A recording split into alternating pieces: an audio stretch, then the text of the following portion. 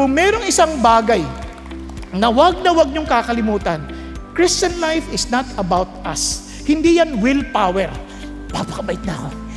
Kaya ko to. Walang ganun. Ito, Lord, hindi ko to kaya. I submit to you. I totally offer myself to you. I surrender to you. Not me, but Christ in me. At sinasabi ko to sa inyo dahil sa tagal ko ng Christian, nakita ko na to ng maliwanag.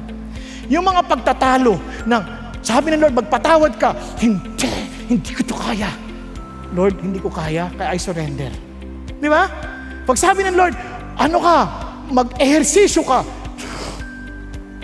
sahigaan na lang, Lord. Di ba? Pero Lord, not me, but you. Nakuha ninyo?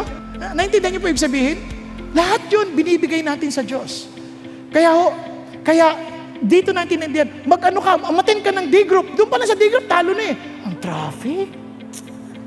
Ang dami ko pang gagawin. Lord, I surrender. If it is your will, not my will, but thy will be done.